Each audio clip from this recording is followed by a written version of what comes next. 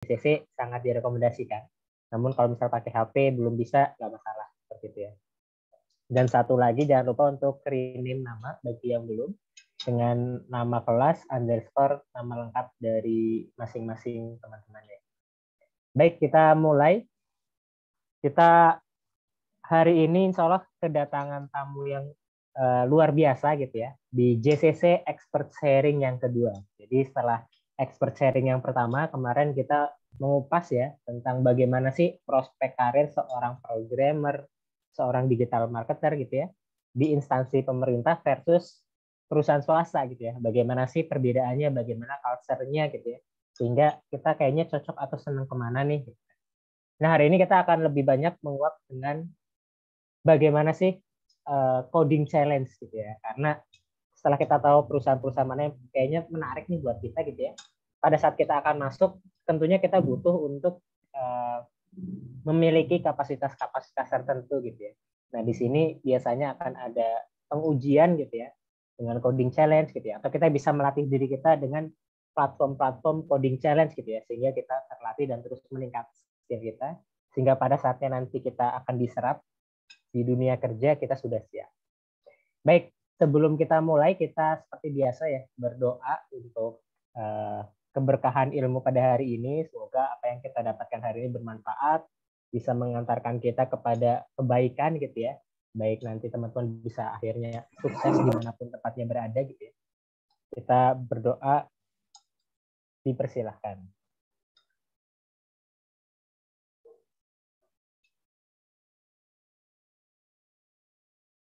Ya, dipersilahkan selesai.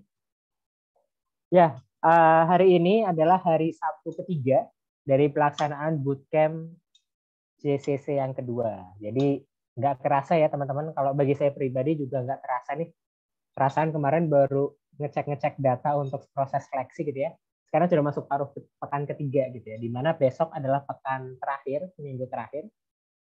Dan setelah itu bootcamp online-nya selesai kan. 4 minggu selesai. Walaupun sekarang mungkin teman-teman akan mendapatkan kuis ya. Hari ini adalah kuis ketiga. Dimana sebagian kuis ketiga itu mini project ya, mini project yang pengerjaannya mungkin cukup berat juga. Apalagi nanti di pekan terakhir insya Allah adalah final project, di mana final project mungkin berat ya, berat 3 hari pengerjaan dan sebagainya. Tapi setelah itu online bootcampnya selesai dan akan dilanjutkan dengan fase challenge. Dan setelah fase challenge selesai akan dilanjutkan dengan online job fair dan setelah itu kita ada graduation selesai gitu ya.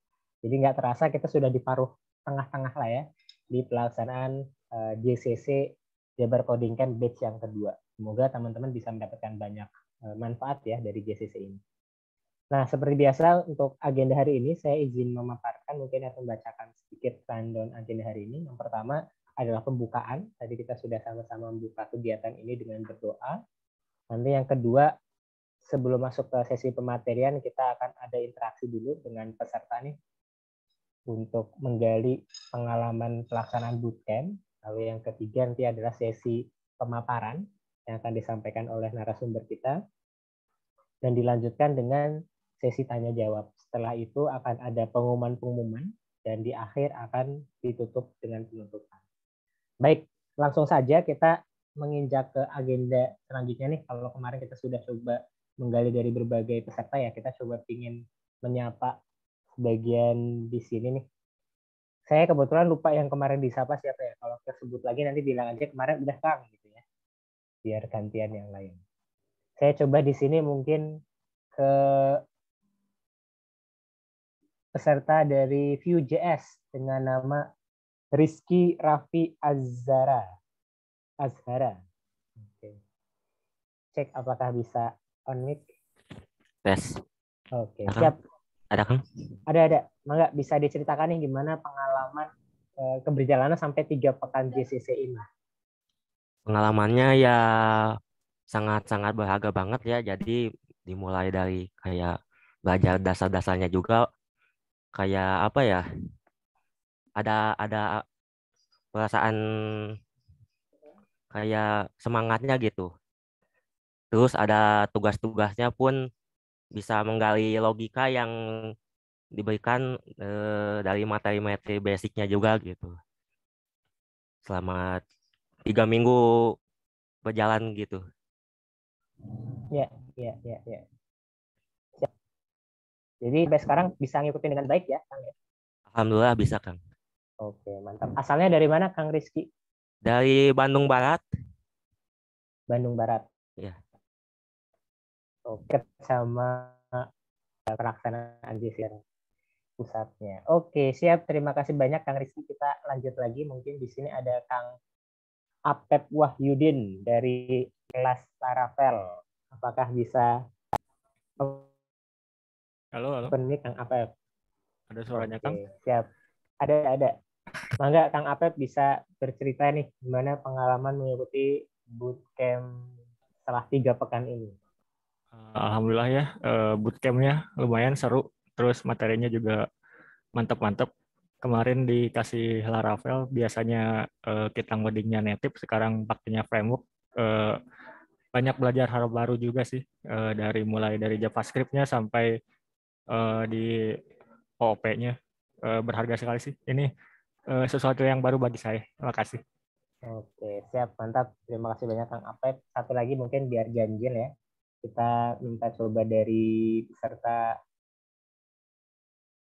siapa ya? Saya khawatir kemarin sudah dari kelas Golang, Fikri Ilyas. Kemarin sudah belum ya? Belum, Kang. Oke, siap, enggak Kang Fikri.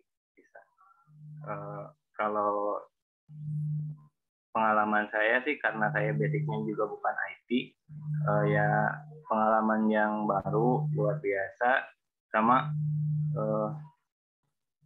makin kesini makin mantep tugasnya dan materinya juga disusun supaya saya yang bukan dari IT juga bisa mengikuti. Gitu Mas, terima kasih. Oke, siap. Terima kasih banyak Kang Fikri. Jadi yang basicnya bukan IT pun bisa ngikutin ya. Alhamdulillah, semoga ini bisa menjadi awalan yang baik ya untuk siap dari kita. Sehingga bisa mendapatkan sesuatu yang bermanfaat lah ke depan. Apakah itu dengan pekerjaan, freelance, atau memang hal-hal yang baru yang lain ya, yang terbuka setelah mungkin bootcamp ini. Baik, Alhamdulillah itu mungkin sedikit dari seluruh peserta yang ada ya. Insya Allah, Alhamdulillah 3 pekan telah terlalui. Semoga teman-teman bisa melanjutkan sampai akhir nih, sampai nanti online job fair terlaksana. Baik, hari ini insya Allah kita akan ada sesi yang tidak kalah menarik dari sesi-sesi yang sebelumnya. Kalau kemarin tentang prospek karir, kalau sekarang all about web coding challenge atau all about coding challenge gitu ya. Sebuah hal yang menarik nih karena beberapa sebelumnya di batch yang pertama juga sempat ada narasumber yang bercerita juga nih tentang coding challenge atau coding interview dan sebagainya gitu ya. Ini menarik gitu ya. Ternyata menarik bagaimana kita cara jawabnya gimana sih gitu kan. Kan cara mengerjakannya gimana, tips-tipsnya seperti apa, dan ternyata itu sesuatu yang kalau sudah orang-orang sudah pernah ngikutin beberapa kali, ternyata ada barangkali ada pola-polanya, ada tips-tipsnya gitu ya, yang bisa memudahkan kita barangkali yang baru pertama kali, sehingga pada saatnya nanti harus menghadapi itu kita sudah siap seperti itu. Baik, hari ini insya Allah kita kedatangan tamu jauh gitu ya, tamu jauh, seorang narasumber yang saat ini berdomisili di daerah Jepang ya, di Tokyo, Jepang ya. Saya mungkin izin menyapa Kang Iskandar. Sehat, Kang? Halo, Kang Lutfi. Halo, Kang. Sehat-sehat. Di sana berarti sekarang jam berapa, Kang? Beda 2 jam, jam 11:30 di sini. 11:30. Oke, siap. Terima kasih banyak nih sudah berkenan meluangkan waktu ya di tengah-tengah kita. Sama-sama. Saya izin memperkenalkan dulu ya, Kang Iskandar ya. Silakan. Oke. Ya, saya izin share screen. Nanti teman-teman bisa melihat juga. Saya izin buka ininya, Kang, dari LinkedIn, Kang. Sip. Jadi beliau nama lengkapnya adalah Kang Iskandar Setiadi. Saat ini bekerja di Jepang ya, sebagai Deputy Manager dan Software Engineer di Hengge. Nyebutnya apa, Kang? Hengge ya? Hengge. Oke, dari Hengge. Mendapatkan juga sebagai ini ya, AWS profesional, tersertifikasi ya sebagai AWS profesional. Sebelum di Hengge sempat beraktivitas sebagai R&D engineer di kerja. Beliau adalah alumni Institut Teknologi Bandung jurusan Informatika angkatan 2011, lulus tahun 2015 ya. Kalau saya lihat sebagai lulusan terbaik ya Kang ya pada saat waktu itu ya. di informatika. Jadi beliau insya Allah orang yang kompeten ya di bidangnya seperti itu. Dan kalau kita lihat di Hengge sendiri sudah cukup lama ya Kang ya, berada di Jepang. Dari kapan Kang? Tahun 2015? Dari sudah? tahun 2015. 2015 berarti sekarang domisili memang akan menetap di sana atau nanti akan kembali ke Indonesia? Wah, kalau ke depannya sih belum tahu juga sih. Rencananya gimana. Cuma untuk 5 tahun ke depan mungkin masih di sini. Oke, siap, mantap, luar biasa ya. Baik, ya beliau insya Allah yang akan menjadi narasumber kita untuk berbagi nih tentang coding challenge. Jadi dipersilahkan kepada seluruh peserta bisa untuk menyimak, dan nanti pada saat ada pertanyaan boleh mulai di chat aja di kolom chat ya, bisa disampaikan di kolom chat. Jadi pada saat sesi tanya jawab bisa kita langsung recall ya. Khawatir kalau ditunggu barangkali lupa. Jadi kalau misalnya nanti emang ada pertanyaan langsung di chatkan aja. Jadi nanti kita bisa angkat pada saat sesi pertanyaan atau sesi tanya jawab. Baik, selanjutnya saya persilahkan kepada Kang Iskandar untuk bisa menyampaikan materinya. Mangga Kang. Oke, terima kasih Kang Lutfi. Oke, semuanya bisa lihat layar yang saya share? Siap, bisa Kang. Oke deh, mantap. Oke, selamat pagi teman-teman sekalian. Ya, sebelumnya terima kasih atas kesempatan yang diberikan oleh Kang Lutfi dan panitia sekalian. Jadi hari ini saya akan berbicara tentang coding challenge. Jadi apa sih itu coding challenge dan apa tips-tips dan trik-trik yang kurang lebih perlu kita ketahui sebelum melakukan interview, mengerjakan coding challenge yang diberikan oleh perusahaan-perusahaan. Oke, sedikit profil singkat dari saya. Sebelumnya juga sudah disampaikan oleh Kang Lutfi. Saya lulusan S1 Teknik Informatika ITB tahun 2015. Berarti sudah cukup tua juga, 7 tahun yang lalu. Kemudian saya bekerja sebagai software engineer di Hengge sejak tahun 2015. Kemudian saya juga mendapatkan sertifikasi AWS ketika 2019 akhir kalau nggak salah. Dan sekarang saya menjabat sebagai Deputy Manager di Hengge. Bagi yang tertarik dan tahu GitHub, mungkin ya bisa dicek profil GitHub saya. Oke, sedikit background pengalaman teknologi yang pernah saya gunakan. Belajar pemrograman itu tidak seperti bikin candi Prambanan yang satu malam kita udah bisa semuanya kan. Jadi ini sebenarnya terlihat intimidating. Wah, ternyata udah banyak ya. Tapi ini pengalaman yang saya dapatkan setelah 15 tahun ya berkecimpung di bidang coding lah, kurang lebih. Jadi misalnya zaman saya kuliah dulu kita pakai PHP karena ya seperti yang teman-teman sekalian tahu di Bandung banyak yang menggunakan bahasa PHP. Kemudian Golang, kebanyakan startup apalagi yang di Indonesia unicorn mereka biasa pakainya Golang. Kemudian akhir-akhir ini beberapa tahun ke belakang karena saya bekerja di Hengge, bahasa utama yang digunakan di sini adalah Python. Dan untuk teknologi-teknologi lainnya mungkin ya bisa dibaca sekilas, tapi tidak akan saya bahas lebih detail untuk saat ini. Kemudian ya ini sebenarnya salah satu apa ya, kayak konklusi yang saya dapatkan setelah belajar coding, bekerja di industri IT selama 15 tahun itu adalah bahasa pemrograman itu adalah alat untuk menyelesaikan masalah dunia nyata. Artinya walaupun teman-teman sekalian ada yang dibagi misalnya kelas Golang, kelas Node.js, kelas Laravel, itu nggak apa-apa. Jadi 1 tahun, 2 tahun pertama fokuskan dulu di bahasa tersebut sampai sudah cukup mahir.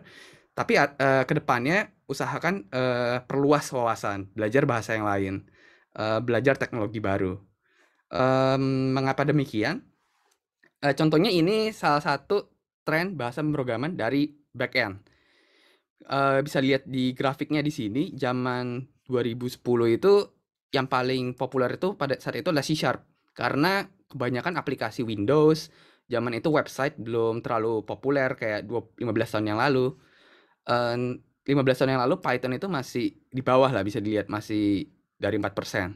Kemudian di fast forward 13 tahun kemudian Python menjadi nomor 1 dan popularitas C# ternyata sudah cukup turun ke posisi ya bisa dilihat dari 15% sudah menjadi hanya 4%. Di sini mengapa belajar bahasa pemrograman baru itu penting karena eventually bahasa yang kita gunakan akan obsolete, akan di replace dengan bahasa atau framework baru yang akan muncul. Dan tidak hanya back-end, saya juga mencari data dari framework-framework yang digunakan, salah satunya JavaScript. Mungkin kalau teman-teman di sini tahu, website zaman dulu itu pakainya jQuery. Zaman dulu itu belum ada yang namanya React, belum ada yang namanya Vue, belum ada yang namanya Angular. Jadi kebanyakan masih jQuery. Namun semenjak tahun 2015, popularitas framework JavaScript mulai meningkat dari AngularJS pada saat itu, kemudian dilanjutkan oleh React, dan akhir-akhir ini Vue. Kemudian untuk mobile sendiri, trennya juga sangat cepat ya berubah, karena mobile ini sendiri juga dulunya untuk Android pakainya Java, untuk iOS kita pakainya Objective-C. Kemudian semenjak tahun 2014 iOS, untuk development iOS mereka meluncurkan bahasa baru yang namanya Swift. Dan Android juga nggak mau kalah, dari 2015 mereka meluncurkan bahasa baru yang namanya Kotlin. Jadi bisa dilihat di sini trennya naik. Dan akhir-akhir ini seperti yang teman-teman sekalian juga belajar, seperti Flutter, React Native, di mana kita bisa melakukan development untuk cross platform. Jadi ibaratnya nulis satu kode bisa run di iOS, bisa run di Android. Nah, itu kurang lebih dari data-data yang kita dapatkan itu. Kita harus membangun sebuah mindset. Kita sebagai orang yang bekerja di bidang IT harus punya mindset seperti apa. Nah, yang pertama itu adalah yang sering kali saya temukan salah dari orang-orang yang saya interview itu adalah mereka cuma fokus di satu bahasa dan mereka tidak punya kayak motivasi lah untuk belajar bahasa baru, karena mereka bilang saya sudah pakai bahasa ini 5 tahun, saya rasanya nggak mau mulai dari nol lagi. Nah, mindset yang seperti itu kalau bisa ya jangan dilakukan. Usahakan kita tetap fokus pada masalah yang kita ingin selesaikan di dunia kerja, atau misalnya kalian punya proyek sendiri. Jadi jangan terlalu fokus pada bahasa atau framework yang digunakan. Kemudian gunakan library itu penting, karena kita nggak mau yang namanya reinvent the wheel. Tapi kalau bisa, kalau kita punya waktu, usahakan pelajari bagaimana cara library itu bekerja. Karena library itu sendiri nggak mungkin ada selamanya. Misalnya setelah 2 tahun mereka deprecated, library-nya hilang. Lalu bagaimana cara kita bisa nge-replace library itu untuk tetap maintainable ke depannya. Kemudian yang ketiga, dalam dunia IT kita bekerja dengan orang lain kan. Jadi proaktif lah dalam memberikan pendapat. Misalnya kalian punya pendapat, oh ini sebaiknya sistemnya dibangun seperti ini. Ya kalian harus sampaikan ke teman-teman kalian sekalian, teman kerja kalian sekalian, kalau pendapat kalian seperti ini. Karena tidak ada pendapat yang benar atau salah di IT. Pasti setiap solusi itu ada pro kontranya lah. Ada something yang benefit, misalnya ini lebih cepat tapi akan memakan memori lebih besar, atau sebaliknya. Dan yang penting jangan menganggap rendah diri sendiri. Walaupun misalnya posisi kalian junior, kalian bicara dengan orang yang sudah 10 tahun senior, bisa aja mereka itu salah. Itu sering terjadi karena teknologi yang mereka belajar dan teknologi yang kalian belajar itu belum tentu hal yang sama, karena teknologi itu berkembang pesat, sangat cepat. Jadi bisa aja kalian yang lebih junior ini malah tahu apa yang senior-senior ini belum pelajari. Kemudian yang selanjutnya adalah, karena kita bekerja dalam tim, usahakan best practice lah intinya. Kode kita dapat dipahami oleh orang lain, buat dokumentasi dari perangkat lunak yang kita buat, dan tentunya belajar untuk memahami pekerjaan dari orang lain. Dan kita masuk ke topik kita hari ini tentang coding challenge. Jadi seperti yang sudah saya sampaikan sebelumnya, kalau bahasa pemrograman itu seringkali bukan tujuan utama kita dalam belajar IT. Tapi yang kita harus belajar itu adalah mindset-nya, teori-teori dasar yang nggak pernah obsolete, yang akan dibawa terus sampai misalnya 30 tahun atau 40 tahun ke depan kita bekerja di dunia IT. Dan coding challenge itu sendiri biasanya ada 2 jenis. Yang pertama itu take home test. Biasanya kita diberikan spesifikasi aplikasi yang kita harus kerjakan dalam kurun waktu misalnya 1 hari atau 2 hari, dan kita kirim balik ke perusahaan tersebut. Dan yang kedua ini namanya whiteboard test. Sebenarnya nggak selalu harus whiteboard. bisa aja misalnya pakai Google Docs atau Notes atau ya di kertas. Dan biasanya untuk whiteboard test ini adalah masalah algoritma tertentu yang bisa diselesaikan dalam waktu biasanya 1 jam lah maksimal. Dan selain itu yang harus kita latih di sini adalah mereka biasanya tidak memperbolehkan kita menggunakan IDE yang mempunyai autocomplete atau kita tidak bisa mencari solusi di Google. Artinya kita harus benar-benar paham dan siap sebelum menghadapi whiteboard test. Dan mengapa coding challenge? Yang pertama, interviewer sebagai dari perusahaan ini kita ingin mengetahui tingkat pengetahuan kandidat. Dari soal coding challenge yang kita berikan, biasanya kita bisa lihat kandidat ini tingkat pengetahuannya sudah seberapa jauh, level junior, senior, atau ya fresh graduate dan lain-lain. Dan yang kedua, setiap kandidat akan mendapatkan soal yang sama. Artinya ada yang namanya standarisasi. Dan kita bisa melihat kalau kandidat A bisa menyelesaikan soal pertama dalam waktu 5 menit, soal kedua dalam waktu 10 menit, dan solusinya efektif, misalnya begitu. Dan yang ketiga, interviewer juga dapat mengetahui kemampuan komunikasi dari kandidat yang diinterview. Ini penting karena seperti yang saya sampaikan sebelumnya, pekerjaan IT itu adalah teamwork. Artinya kandidat harus berkomunikasi dengan orang lain. Dan dalam interview kita bisa melihat bagaimana cara kandidat itu berkomunikasi. Dan yang keempat, kemampuan dasar lebih penting dibandingkan bahasa ataupun framework yang digunakan. Jadi ini sifatnya universal, tidak terbatas Golang doang atau Node.js doang, dan seterusnya. Oke, untuk take home test, sebenarnya saya tidak akan membahas terlalu detail karena variasinya cukup banyak. Tapi ini biasanya menjadi aspek penilaian yang harus kita fokuskan ketika kita mengerjakan sebuah take home test. Yang pertama adalah readability, bagaimana cara kita menamai sebuah variabel, bagaimana cara kita menamai sebuah fungsi, apakah kita menggunakan code formatter untuk membuat kodenya mudah untuk dibaca sesuai standar, misalnya ada ECMA atau ada kalau di Python itu ada PEP, PEP 8 dan seterusnya.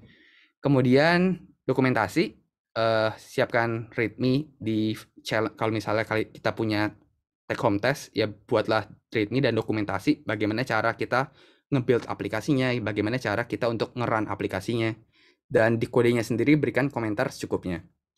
Kemudian apabila ada waktu, usahakan buatlah unit test, functional test, dan integration test dari kode tersebut. Dan yang selanjutnya adalah kalau kita menggunakan Git, pastikan Git kita sesuai standar dari conventional commits. Ini cukup membantu ketika kita melihat history dari pekerjaan seseorang, kita bisa melihat, oh ini untuk bug fixes, ini untuk menambahkan dokumentasi, ini untuk mengimplementasikan feature, dan seterusnya. Kemudian struktur direktorinya juga sesuai best practice, lakukan penanganan error secukupnya, pastikan aplikasi kita aman, efisien, dan kodenya rapi. Dan untuk contohnya, misalnya untuk front end dan mobile ini sendiri, biasanya mereka lebih sering ujiannya itu take home test dibandingkan algoritma dasar. Kenapa? Karena untuk front end sendiri misalnya itu ada sesuatu yang bisa kita lihat lah. Ibaratnya kalau kita implement something, sebagai interviewer kita bisa mudah melihat, oh ini UI-nya benar nih. Misalnya kita resize size-nya jadi mobile, UI-nya tetap bagus. Atau kita resize UI-nya full screen, gak ada yang rusak. Nah biasanya untuk hal-hal yang seperti itu kita siapkan yang namanya take home test. Kita berikan deskripsi soal, dan kita harus menyelesaikan soal tersebut dalam waktu yang ditentukan atau sesuai spesifikasi yang diberikan. Ibaratnya kayak mini proyek lah. Kemudian untuk backend sendiri itu juga ada. Ini salah satu contoh soal take home test backend yang saya ambil dari GitHub. Bisa kita lihat di sini, kalau biasa ada spesifikasinya what we are looking for. Misalnya mereka mau mencari orang yang menggunakan Symfony 4 dan mengerti cara penggunaannya Docker misalnya. Dan kodenya harus sesuai dengan PSR 2 standar dan seterusnya. Jadi coding challenge itu sendiri tidak terbatas pada algoritma dasar. Coding test itu sendiri bisa berupa take home test yang diberikan oleh perusahaan dan dapat dikerjakan dalam kurun waktu yang diberikan. Oke, tipsnya yang pertama untuk latihan, karena ini sebenarnya sangat sulit, jenis soal yang diberikan bisa sangat broad, sangat banyak. Carilah set project yang ingin kalian kembangkan sendiri. Misalnya kalau kalian ingin membuat sebuah personal website atau blog pribadi, ya gunakan best practice dalam mengimplementasikan sistem tersebut. Dan kalian bisa belajar bagaimana caranya membuat struktur project yang baik dan tetap maintainable. Kemudian yang kedua tentunya best practice sesuai aspek penilaian telah saya sampaikan sebelumnya. Dan yang ketiga, teman-teman sekalian di sini kan lumayan banyak nih. Misalnya kalau kalian punya teman-teman yang memiliki peminatan yang sama, kalian bisa buat side project bersama-sama, dan di situ kalian bisa belajar gimana caranya pakai Git dalam teamwork. Misalnya kalau ada Git konflik, gimana cara kita nge-resolve-nya. Dan misalnya ketika kalian bikin pull request, bagaimana cara melakukan code review. Artinya kalian mengecek kode satu sama lain.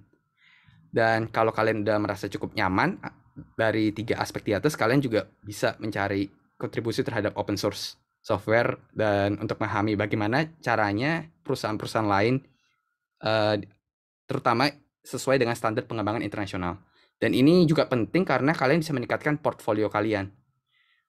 Karena biasanya namanya karir, kita pasti mulai dari bawah kan. Kayak zaman saya dulu, misalnya saya mulai dari proyeknya ini hanya misalnya gajinya itu bahkan di bawah UMR gitu kan. Terus setelah proyek itu selesai, berarti saya punya portfolio. Saya dulunya telah membuat aplikasi ini untuk perusahaan ini.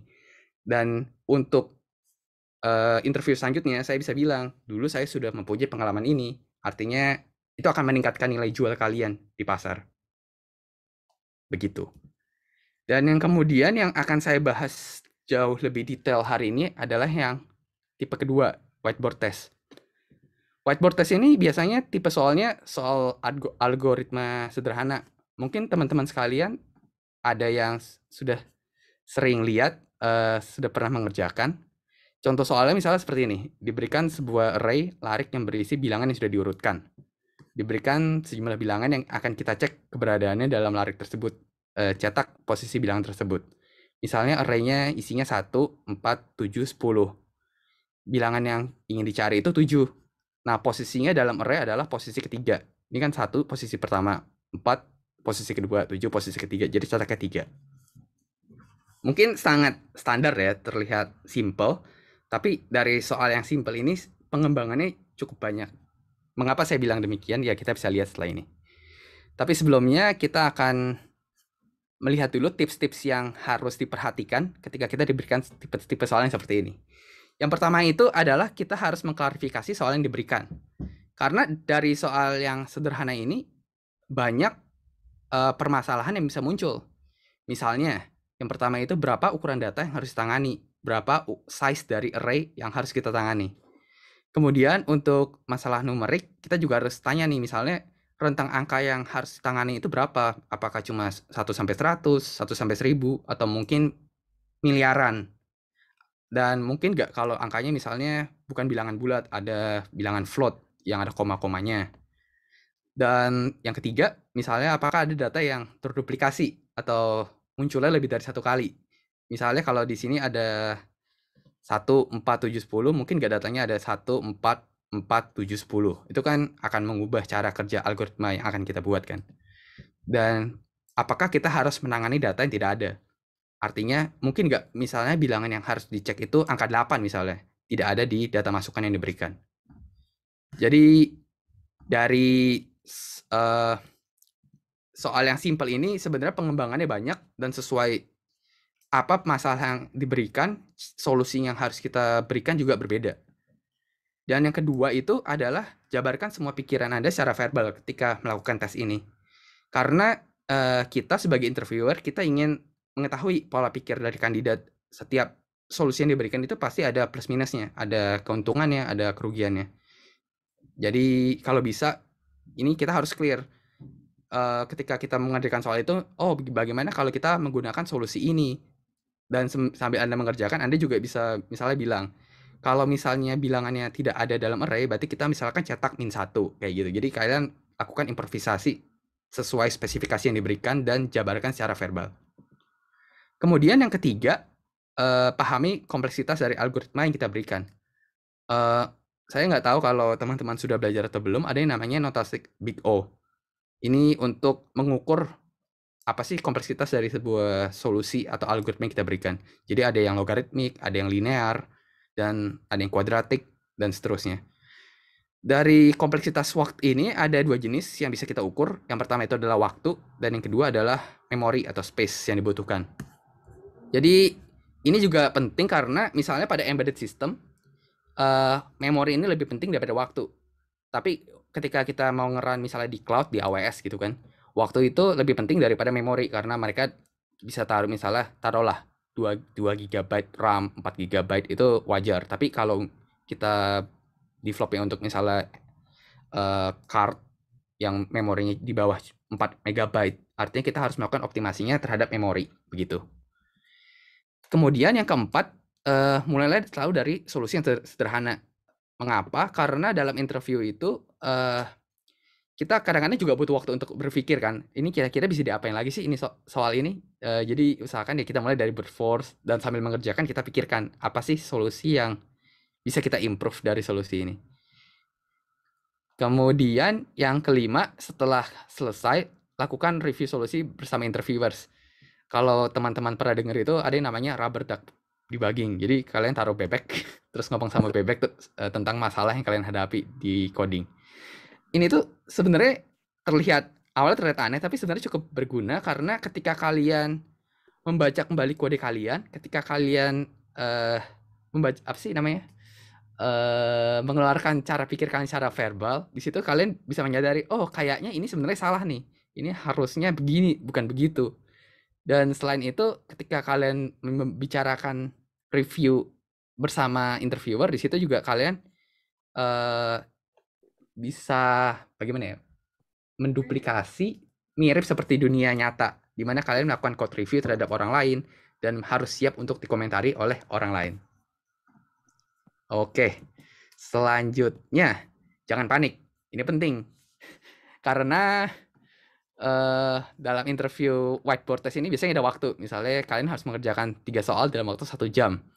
Dan kadang-kadang kalian stuck, terus panik, terus buyar, dan yang harusnya skill kalian sebenarnya sudah jauh di atas itu, karena panik skillnya jadi jauh di bawah. Nah itu penting. Jadi kalian harus sering-sering latihan, usahakan jangan panik, bekerja di bawah, menyelesaikan soal di bawah time pressure. Oke. Selanjutnya, contoh soal setelah diklarifikasi. Soalnya masih sama, diberikan array berisi bilangan yang sudah diurutkan, cetak keberadaannya dalam array tersebut. Tapi kali ini kita diberikan constraint nih, data array-nya kurang dari 100 bilangan. Data yang akan dicetak juga, yang akan dicari juga kurang dari 100 bilangan. Data masukan intervalnya dari 1 sampai 100.000, 10⁻5. Kemudian tidak ada duplikasi dalam array, dan bilangan yang dicari keberadaannya pasti ada dalam array. Berarti sekarang spesifikasi soal sudah jelas kan? Kurang lebih teman-teman udah kebayang lah solusinya harus diapain. Gimana? Ada yang mau tulis solusinya di komentar pakai algoritma apa? Untuk mencari. Ada yang tahu? Silakan. Gak ada? For loop, oke. Oke, jadi untuk yang permasalahan pertama, solusinya kita cukup bisa pakai linear search. Datanya kecil, angka yang kita ingin selesaikan juga, yang dicari juga kecil. Karena cuma masing-masing cuma 100 data. Artinya untuk solusi pertama ini, kompleksitas waktunya linear. Kalau misalnya datanya dari 100 kita naikkan jadi 1000 data, kompleksitasnya berarti kali 10. Jadi jika n data membutuhkan waktu n detik untuk pencarian, maka 10 n data membutuhkan waktu 10 n detik untuk pencarian. Ada yang jawab binary search, bagus. Tapi untuk binary search sebenarnya itu soal selanjutnya. Nah, soal yang kedua, datanya udah gede. Datanya ternyata 10⁻5.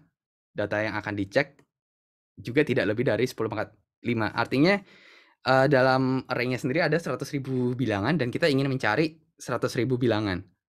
Untuk constraint yang ketiga masih sama, data yang dicari dan yang ada dalam array itu dari 1 sampai 10 pangkat 5. Tidak ada duplikasi, bilangan yang dicari pasti ada dalam array. Nah, dari solusi pertama, kalau kita melakukan linear search terhadap permasalahan ini, artinya kita butuh 10 pangkat 5 dikali 10 pangkat 5 untuk worst case, kasus terburuknya. Ini artinya akan membutuhkan 10 pangkat 10 kali pengecekan. Saat ini sebenarnya bukan ini rule of thumb apa ya, semenjak saya kuliah dulu ya. Jadi kayak dulu itu 10 pangkat 8 itu makan waktunya 1 detik. Komputer sekarang sebenarnya sudah jauh lebih cepat, mungkin 10 pangkat 9 bisa 1 detik. Tapi rule of thumb-nya biasanya kita pakai 10 pangkat 8 itu 1 detik lah. Artinya untuk kasus ini kalau kita punya 100.000 data dalam array dan 100.000 data yang akan kita cari, kasus terburuknya adalah kita butuh 100 detik untuk pencarian. Artinya ini sangat lambat kan? Bisa nggak sih kita lakukan optimasi terhadap solusi ini? Dan teman-teman sekalian juga beberapa udah menjawab di chat, tekniknya adalah binary search. Dengan binary search, kalau jumlah data dalam array-nya 10 pangkat 5, setiap pengecekan itu cuma cukup butuh kompleksitas yang logaritmik. Di sini ada log 10 pangkat 5. Artinya untuk kasus pencarian terburuk dengan binary search itu cukup butuh 10 pangkat 5 data dikali 16 kali pencarian. Dan bagi teman-teman yang belum familiar dengan binary search, sedikit gambaran. Misalnya kita ingin mencari angka 23 dari array ini. Array ini indeksnya dimulai dari 0 bukan dari 1, dan kita bisa melihat misalnya dari 23 kita mulai dari tengah nih. Kita lihat, misal kita cek angka 16. Jadi 23 ini lebih besar dari 16 atau lebih kecil dari 16. Karena kita tahu 23 lebih besar dari 16, berarti kita tahu keberadaan yang dalam array pasti ada di sebelah kanan dari angka 16.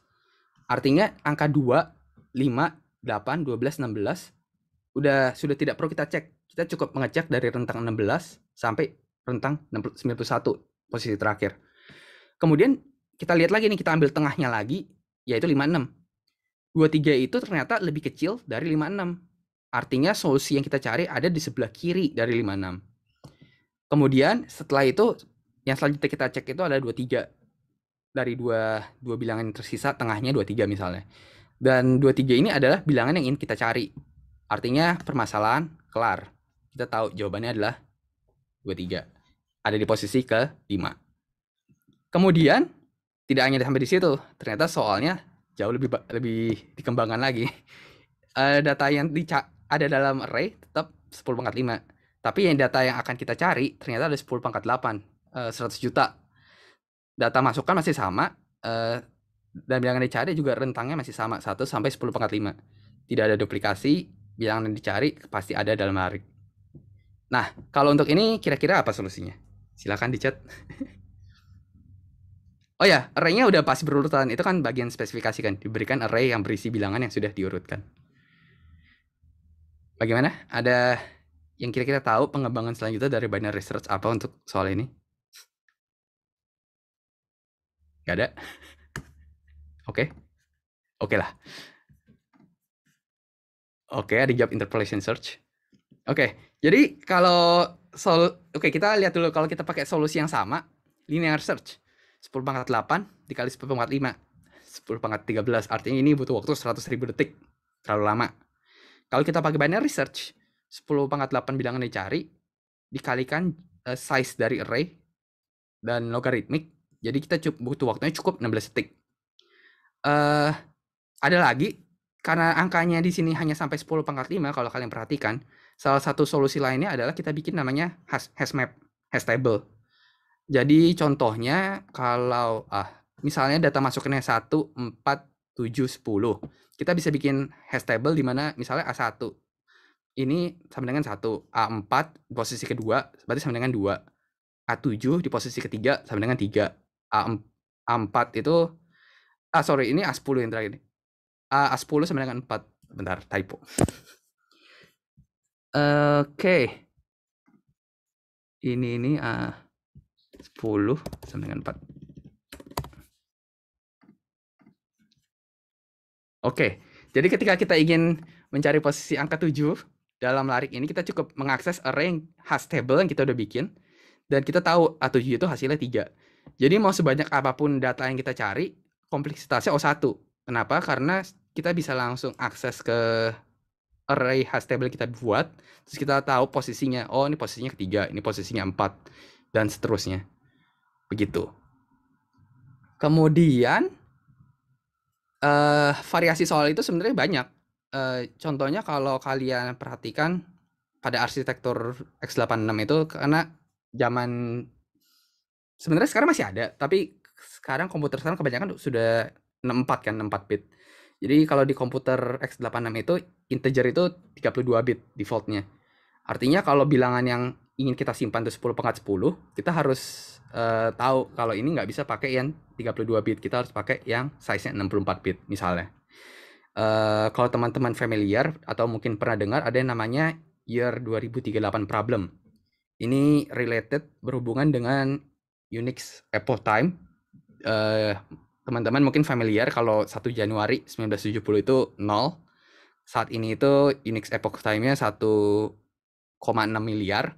Dan batas atas 32 bit integer ini 2,1 miliar. Artinya untuk legacy system yang kita tidak update dan tetap menggunakan integer 32 bit, pada tahun 2038 sistemnya akan crash. Kenapa? Karena setelah angka ini dicapai, dia akan overflow, dia akan reset ke bawah. Dan ini menjadi salah satu permasalahan serius, mirip dengan yang namanya millennial problem pada tahun 2000. Karena pada tahun 2000 itu kalender berubah kan dari 1999 jadi 2000. Artinya kalau kalian menyimpan tahun dalam database hanya 2 digit terakhir, misalnya 99, itu akan reset jadi 00. Nah, di situ itu pada saat itu merusak cukup banyak sistem lah, kayak 10%-an sistem crash gara-gara hal tersebut. Dan untuk Unix epoch time ini sendiri, permasalahannya akan muncul ketika tahun 2038. Kemudian soal itu sendiri masih banyak pengembangan. Misalnya ternyata data dalam array itu bisa ada duplikatnya. Kalau ada duplikatnya artinya hash map yang tadi kita buat itu tidak sederhana key value yang integer ke integer. Artinya bisa jadi integer key-nya value-nya harus list. Kemudian ada juga soal yang dimana bilangan yang dicari mungkin nggak ada dalam array. Tapi kita tetap harus mencari posisi untuk melakukan operasi insert dalam array tersebut. Dan untuk misalnya datanya 1, 4, 7, 10, dan bilangan yang akan kita cari itu 8. Dan karena 8 itu tidak ada dalam array awal, kita harus mengembalikan posisi keempat. Karena di sini adalah posisi insert untuk data tersebut. Oke. Untuk variasi-variasi sendiri, kalau teman-teman familiar, misalnya di sini ada HackerRank, biasa soal yang diberikan itu kurang lebih seperti ini. Biasa ada, kalau untuk yang online ya terutama, yang online itu biasanya spesifikasinya clear lah. Ibaratnya semua constraint yang diberikan sudah jelas. Ada yang namanya deskripsi permasalahan, ada output yang dia minta, ada format input, ada constraint-nya. Itu semuanya jelas kalau online, karena ya nggak mungkin kan kita klarifikasi ngomong sama mesin kan. Jadi kayak mesinnya udah kasih tau lah apa sih yang harus kita buat. Kemudian ya ini contoh variasi lainnya, kurang lebih masih sama. Cuma yang kali ini soalnya bukan integer tapi tentang ya string, misalnya di lead code. Dan ada juga sebenarnya variasi tes yang lain itu adalah optimasi kode yang diberikan. Misalnya di sini ada kode React, teman-teman bisa lihat kodenya ini masih banyak masalah sebenarnya, kayak async handlingnya dan seterusnya. Kemudian diberikan juga statement permasalahan, apa sih yang kita ingin capai dari snippet kode ini. Jadi kita harus menjabarkan cara pikir kita, kemudian melakukan optimasi yang dibutuhkan terhadap kode yang diberikan. Itu salah satu variasi dari whiteboard test. Jadi ini kode yang diberikan, carilah masalah kode tersebut dan lakukan optimasi terhadap kode tersebut. Oke. Jadi sedikit review Yang pertama itu kalau kita melakukan whiteboard test, klarifikasilah soal yang diberikan, pastikan constraint-nya jelas, pastikan tipe datanya jelas, inputnya jelas, duplikasi atau tidak ada duplikasinya jelas, dan seterusnya. Kemudian yang kedua, jabarkan semua yang kita pikirkan secara verbal. Jadi kita sambil berbicara dengan interviewernya dan mendapatkan informasi tambahan dari interviewernya untuk mengerjakan soal tersebut. Dan interviewernya juga dapat mengetahui skill komunikasi kita. Dan yang ketiga, ini sebagai salah satu bukti kalau kita paham atas algoritma yang kita gunakan, kita harus pahami kompleksitas dari algoritma tersebut. Misalnya linear search, kompleksitasnya linear. Kalau big O notation-nya berarti ON gitu kan. Kita harus pahami kompleksitas dari algoritma yang kita gunakan. Kemudian yang keempat, kalau waktunya memadai, selalu mulai dari solusi yang sederhana. Selalu mulai dari misalnya linear search, terus kalian improve jadi binary search, terus kalian improve lagi jadi hash table misalnya. Jadi selalu mulai dari solusi yang sederhana dan improve sesuai spesifikasi yang diberikan. Kemudian yang kelima, lakukan review solusi bersama interviewer. Dan yang keenam, jangan panik. Ya, penting. Kemudian untuk latihan mandiri, ini beberapa resource yang bisa teman-teman gunakan. Jadi manfaatnya yang pertama jelas, practice makes perfect. Soal-soal yang keluar dalam technical interview biasanya memiliki pola penyelesaian solusi yang mirip. Biasakan diri untuk menyelesaikan soal-soal di bawah waktu yang ditentukan. Biasakan diri untuk menulis kode yang baik tanpa autocomplete dan tanpa mencari solusi di Google. Dan perkuat pengetahuan dasar dari algoritma, fitur-fitur yang bisa digunakan dari sebuah bahasa pemrograman. Misalnya kalau di Python kita bisa langsung import sebuah import algoritma atau something untuk menyelesaikan permasalahan tersebut. Dan kadang-kadang kalau interviewernya bilang kita boleh pakai native library, ya udah pakai aja native library buat sort. Kita nggak perlu mengimplement sort dari awal, begitu. Ini salah satu resource pembelajaran sebenarnya, Visualgo. Ada yang sudah pernah dengar sebelumnya atau pertama kali? Yang pernah dengar di chat, silakan. Nggak ada. Oke. Jadi pernah dengar, ada, bagus. Jadi Visualgo ini sebenarnya dikembangkan oleh orang Indonesia juga. Satunya sekarang sudah menjadi dosen di NUS, satunya lagi senior engineer di Google. Jadi ada bahasa Indonesia juga, sangat membantu lah untuk memahami bagaimana sebuah algoritma itu bekerja. Bisa dilihat di screenshot ini, dari sorting, ada juga tree, hash table, dan graph, dan seterusnya. Jadi materinya cukup lengkap. Untuk materi, ya nanti slide-nya bisa saya berikan. Mungkin dari Kang Lutfi juga bisa di-share slide-nya nanti kalau butuh. Oke. Untuk nggak untuk cuma sorting doang sih, banyak. Sebenarnya ini awalnya untuk untuk tingkat lanjut lah, untuk kompetisi juga ada. Jadi algoritmanya nggak cuma yang dasar sebenarnya, ada algoritma yang mungkin kita sebenarnya nggak butuh tahu untuk technical interview. Jadi ya kalau teman-teman tertarik bisa dicek lah nanti. Kemudian LeetCode. Ini yang paling standar lah ya untuk persiapan interview. Harusnya semua teman-teman sudah pernah dengar sebelumnya. LeetCode ini sebuah platform yang bisa kita gunakan untuk latihan soal-soal persiapan technical interview. Difficulty-nya juga sudah diorganize, ada yang easy, ada yang medium, ada yang hard. Jadi teman-teman sekalian bisa coba dulu dari yang easy.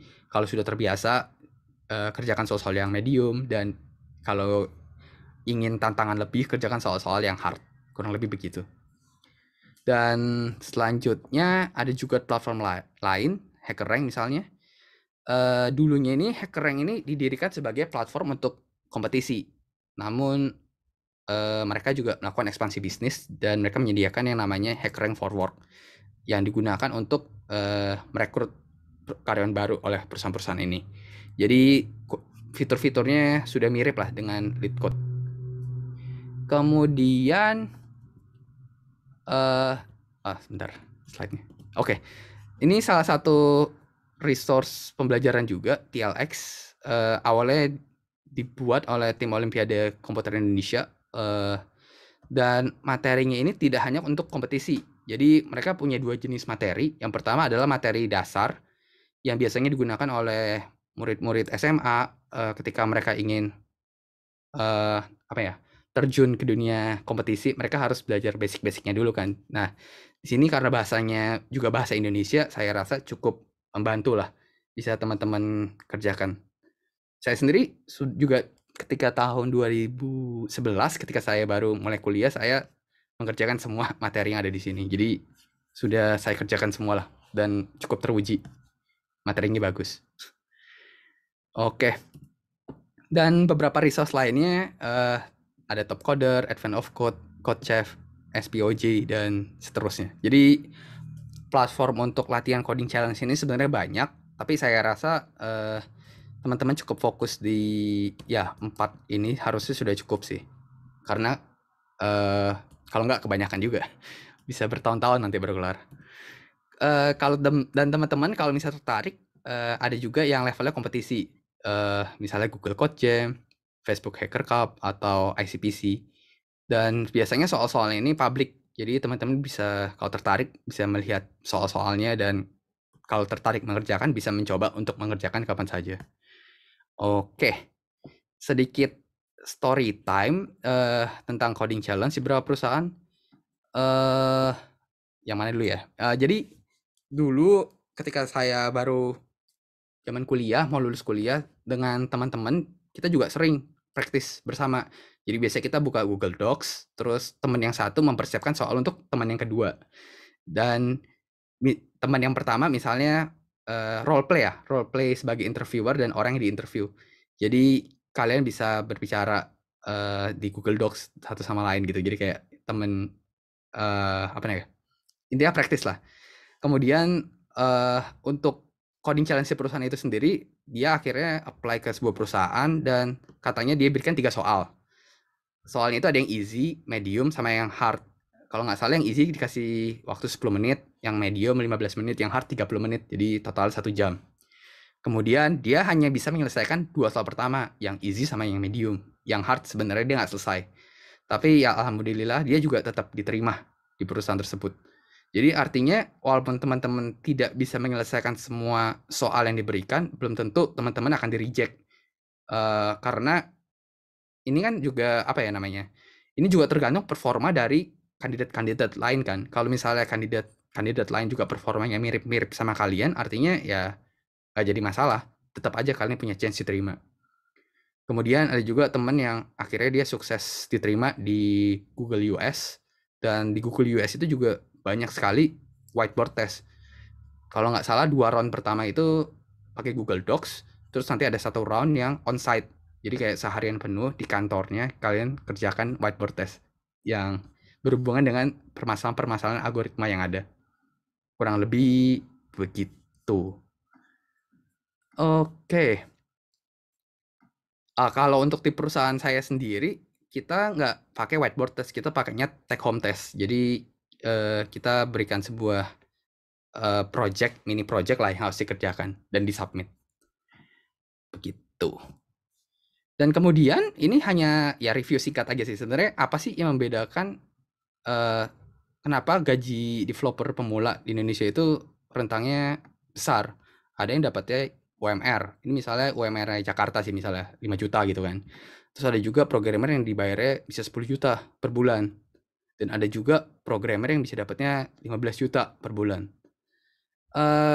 Untuk yang UMR 5 juta, tentunya kalau kita punya hard skill, kita memahami bagaimana cara mendevelop sebuah aplikasi, yang UMR harusnya dapat lah ya. Yang paling bawah kita harusnya bisa, karena peluang IT di Indonesia itu masih banyak. Masih banyak perusahaan-perusahaan yang membutuhkan tenaga IT, dan selama kalian bisa menyelesaikan masalah sederhana, misalnya membuat sebuah website, itu harusnya tidak terlalu sulit untuk mencari peluang kerja. Kemudian untuk yang 10 juta ini, misalnya untuk yang mungkin teman-teman tahu kalau banyak startup di Indonesia yang mereka menawarkannya bisa sampai 10 juta. Dan karena startup itu sendiri biasa mereka punya challenge, developer jumlahnya masih sedikit, mereka harus melakukan semua development sendiri, misalnya full stack development.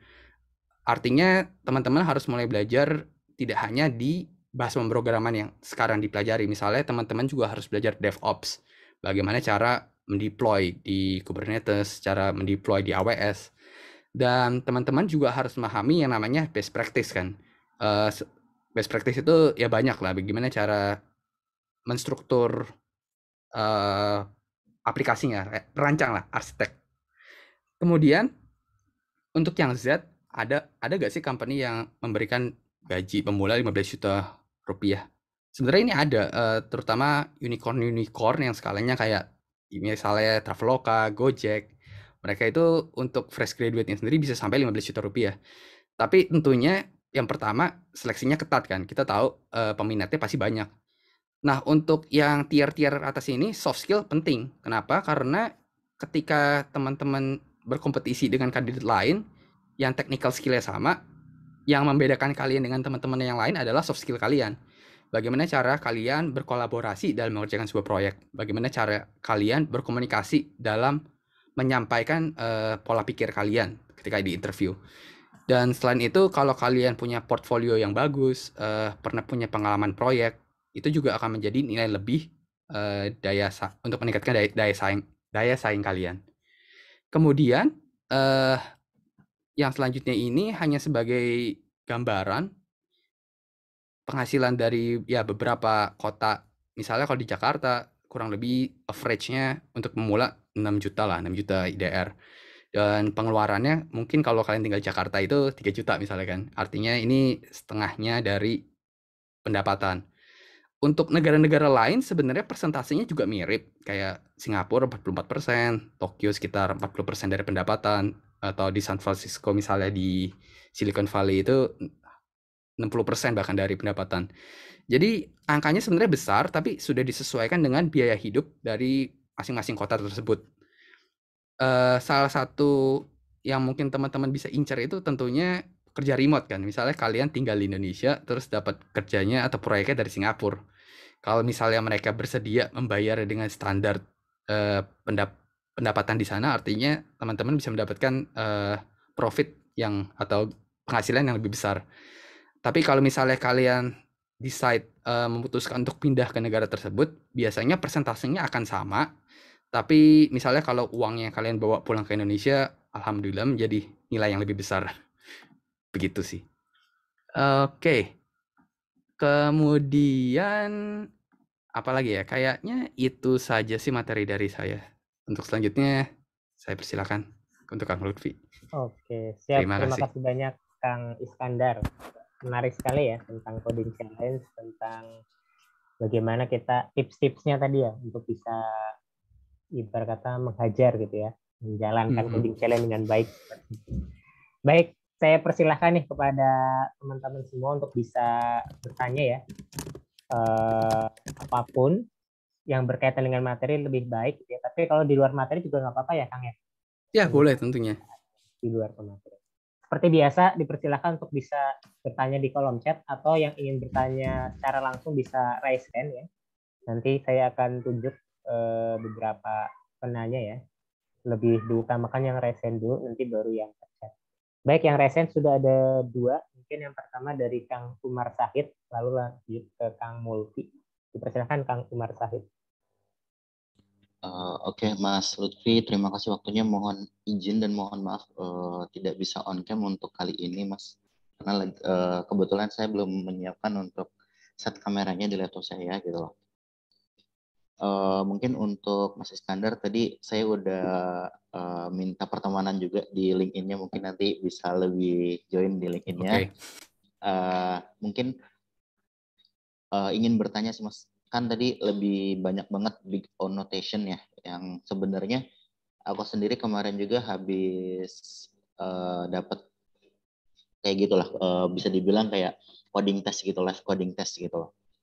Yang itu benar-benar kayak yaudah kita dikasih whiteboard gitu kan, terus sama interviewnya gitu dikasih beberapa soal, emang benar-benar kita benar-benar di chance kan harus share screen kan sebenarnya. Jadi si interview juga bisa ngelihat gitu. Kalau dari itu yang ingin saya tanyakan untuk memperdalam big O notation itu seperti apa sih Mas? Karena aku sendiri masih kurang terlalu paham untuk big O notation itu. Mungkin dari saya itu Mas. Oke, siap. Terima kasih banyak Kang Umar Sahid. Kita tampung sekalian ya Kang Sander. Lanjut ke Kang Mulki. Baik, Kang Lutfi dan Kang terima kasih atas waktunya. Mungkin yang saya tanyakan kan tadi ada ada challenge-nya itu ada dua kan ya, ada yang matchboard dan juga ada yang take home.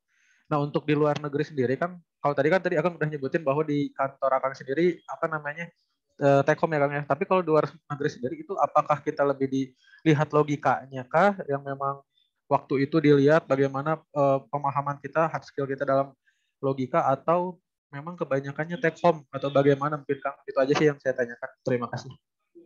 Oke, siap. Terima kasih banyak Kang Mulki. Sekaligus pertanyaan ketiga ya Kang, saya bacakan dari kolom chat. Ini dari Kang Apep nih. Kang Apep bisa open mic sekaligus untuk menyampaikan atau saya bacakan?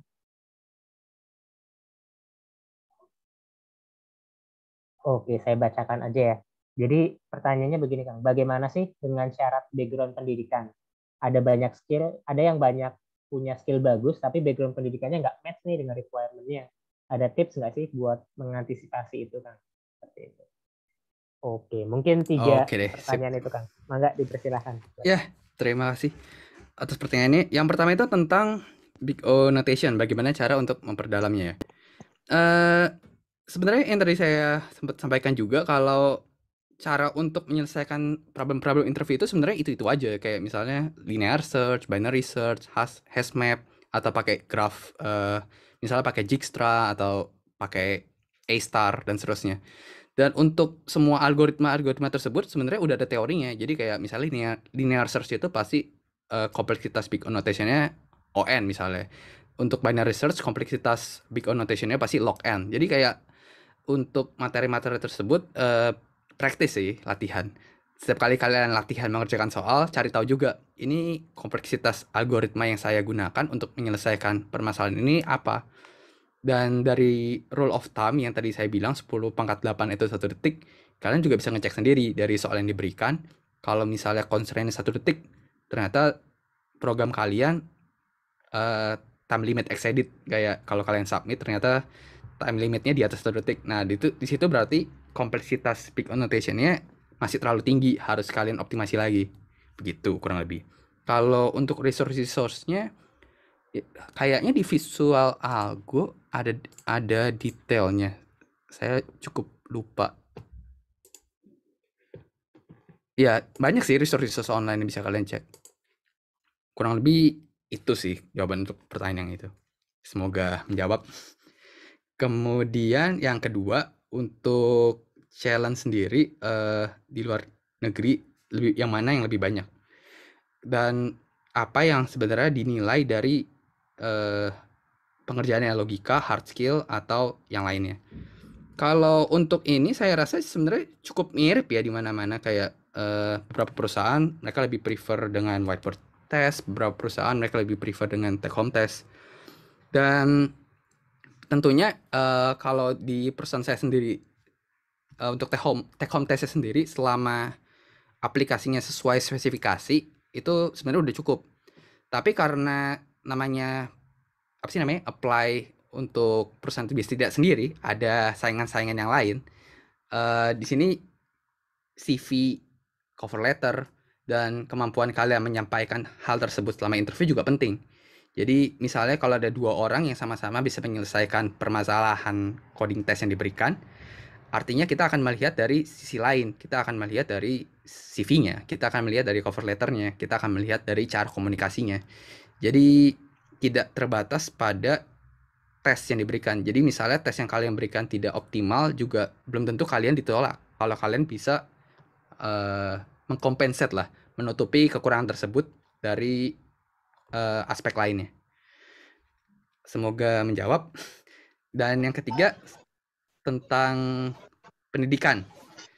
Kalau untuk pendidikan sendiri, untuk perusahaan swasta sebenarnya tidak terlalu strict, apalagi di requirement-nya. Sebenarnya banyak sekali kandidat-kandidat yang tidak memenuhi poin-poin requirement, mereka tetap apply ke perusahaan. Itu sebenarnya tidak menjadi sebuah masalah, itu hal yang common. Kalau kalian misalnya melihat job posting, itu biasanya kayak apa ya? Fluctuated lah. Ibaratnya requirement-nya sebenarnya banyak yang berat untuk dipenuhi. Itu ideal kandidat yang mereka cari, tapi bisa saja kalian tidak memenuhi kriteria 1, kriteria 2, atau 3. Itu sebenarnya nggak masalah, kalian tetap bisa apply. Cuma kalau misalnya kalian mau kerja di luar negeri, biasa yang penting, ada yang belum commit. Oke. Biasa yang menjadi pentingnya itu adalah untuk apply visanya sebenarnya. Karena untuk apply visanya biasanya dari pemerintahnya, kalau teman-teman belum punya pengalaman kerja, teman-teman harus punya S1, bachelor degree, atau yang selevel. Jadi kalian bisa mengambil ibaratnya ujian paket C, tapi dari negara tersebut. Biasanya tiap negara punya standar yang berbeda untuk hal tersebut. Jadi teman-teman sekalian bisa cek nanti. Misalnya kalau teman-teman mau ke Jepang, kalian bisa lihat Jepang ini menerima sertifikasi apa sih yang setara dengan S1. Itu untuk ada yang unmute. Oke. Selain itu, kalau untuk di real world-nya sendiri di kantor saya, sebenarnya ada teman kerja yang dia tidak lulusan kuliah, jadi dia lulus SMA, terus dia mencari pengalamannya dari open source. Dia terlibat di sebuah community open source, dia punya pengalaman kerja, kemudian dia mengambil si ujian penyetaraannya ini kayak ujian paket C-nya dan dapat visanya Jepang. Kurang lebih begitu. Semoga menjawab. Oke, siap, terima kasih banyak Kang Iskandar. Jadi ternyata ada ini ya, tipsnya bahkan untuk kalau requirement-nya nggak memenuhi bisa mencari-cari celah. Ya, gitu itu biasa sih. Itu biasa kayak apa ya namanya? Terlalu detail lah. Kenyataannya biasanya tidak butuh dipenuhi semua. Oke, terima kasih banyak Kang. Ini punten Kang Fauzi Gusman. Saya izin ini ya, kalau masih unmute sendiri saya izin remove punten nanti kalau dia udah di mute, unmute. Kayak kepencet. Kayaknya kepencet ya. Siap. Baik, terima kasih banyak. Maka dipersilahkan kalau dari akang teteh yang lain ada pertanyaan, bisa raise hand dan juga di chat. Mungkin sambil menunggu saya izin bertanya Kang. Tadi kan sempat dimention dari penjelasan Akang bahwa Kang Iskandar sendiri menjadi ini ya Kang, apa namanya? Saya izin remove dulu aja ya, punten bisa Kang Fauzi. Oke, ini Kang, kalau misalnya Akang kan katanya pernah menjadi seorang ini juga ya yang mewawancara, akhirnya menyeleksi orang, dan saya rasa dengan pengalamannya sudah panjang ini mungkin banyak juga sudah mereka ikut dalam proses rekrutmen. Nah, kira-kira apa aja sih Kang kesalahan-kesalahan umum gitu ya yang mungkin dilakukan sama si peserta yang mendaftar sehingga si rekruter langsung ini skip gitu ya. Nah, kira-kira kesalahan-kesalahan umum apa? Kan bisa benar banget tadi pendaftar bisa jadi banyak gitu ya kan. Sehingga kan nggak mungkin atau bisa jadi nggak bisa dicek banget gitu kan. Sehingga ada kesalahan-kesalahan umum yang membuat rekruter langsung kayaknya ini enggak, kayaknya ini enggak. Mungkin itu kan. Oke deh. Sip. Kalau dari coding challenge-nya sendiri sebenarnya nggak terlalu strict ya. Kita selama kalian bisa mengerjakan soal sesuai spesifikasi, programnya jalan, oke lah. Itu biasanya bagian coding testnya udah di checklist. Dan yang biasanya sering membuat orang di reject itu di either dari CV-nya, kayak struktur CV-nya kurang bagus, atau ketika kita interview ada yang namanya red flag. Misalnya red flag itu kalau kandidatnya melakukan sesuatu tapi dia kayak tidak percaya diri, terus menyalahkan orang lain, menyalahkan something. Misalnya dia pindah kerjaan gitu kan. Terus ketika kita tanya, kenapa kamu pindah kerjaan? Oh, karena saya nggak serak sama si orang B. Itu kan berarti ada red flag di situ kan. Misalnya kalau dia join ke perusahaan kita, belum tentu dia bisa serak sama orang lain. Atau misalnya kalau dia tahu dia cepat marah, tapi ketika kita tanya, terus apa yang telah kamu lakukan untuk melatih diri atau mengimprove diri? Kalau jawabannya, oh saya tidak tahu gitu kan, itu berarti ada agak orange lah, nggak sampai red, tapi kayak ada orange flag di situ. Kemudian ada juga yang kadang-kadang nggak konsisten dengan apa yang ditulis di CV. Jadi misalnya di CV-nya dia bilang dia punya pengalaman Kubernetes.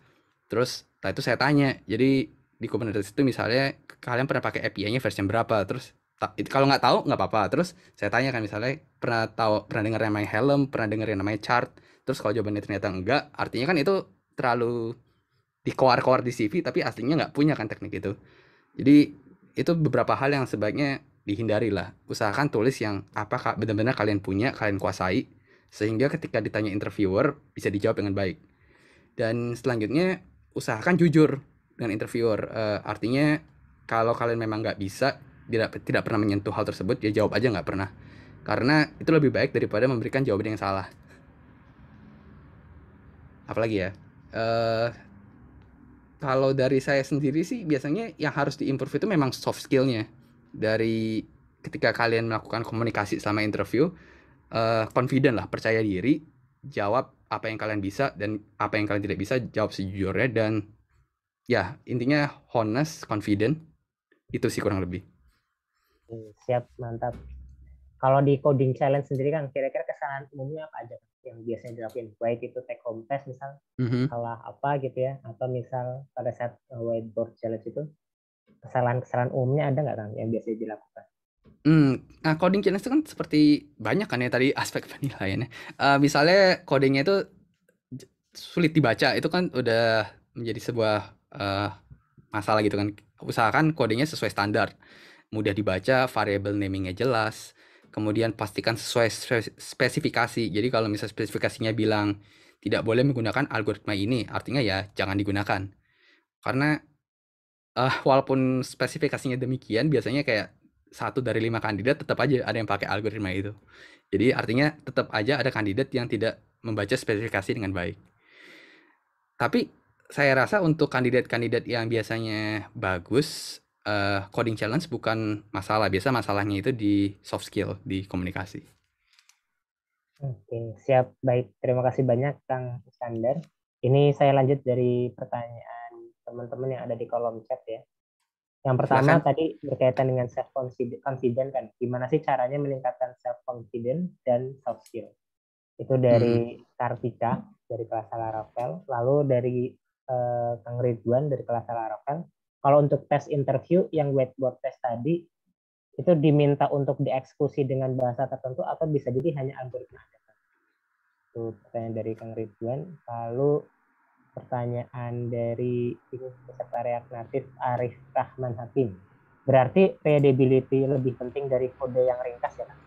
Nah ini pertanyaannya. Mangga dipersilakan. Oke, terima kasih.